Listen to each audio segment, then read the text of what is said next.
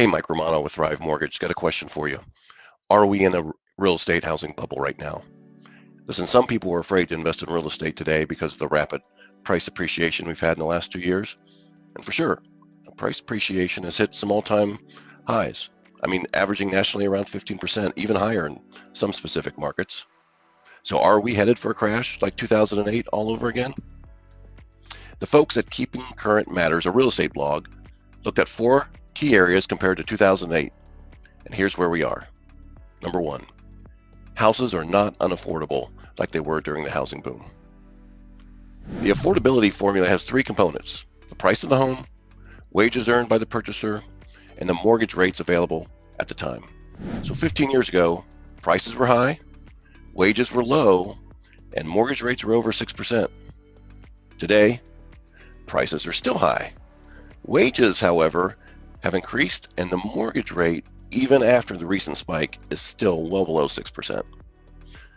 That means the average purchaser today pays less of their monthly income towards their mortgage payment than they did back then. Now, affordability isn't as strong as it was last year, but it's better than it was during the boom.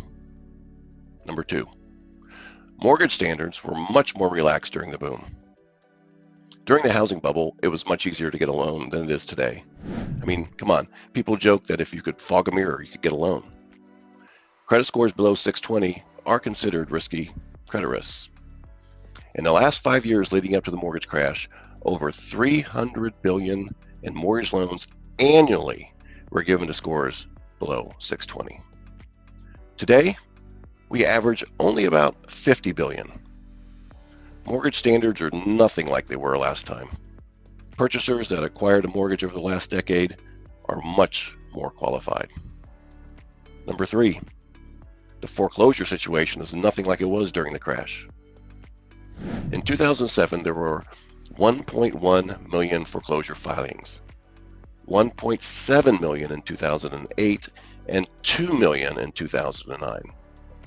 Compare that with 129,000 in 2020 and only 38,000 foreclosure filings in 2021.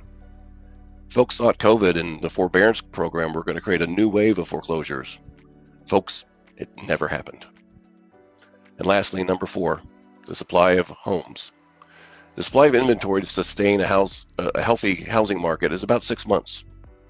And what that means is, if another listing didn't come on the market, we would exhaust the supply of existing houses in 6 months. Anything higher than that causes price depreciation. Anything lower than that causes price appreciation. And folks, right now we sit at a home inventory of 1.8 months. That's incredibly low. So, do I see a housing crash coming? I don't. Hopefully, what I do see is price appreciation, maybe not being so strong as it was in the previous years, but I see no bubble coming. What do you think?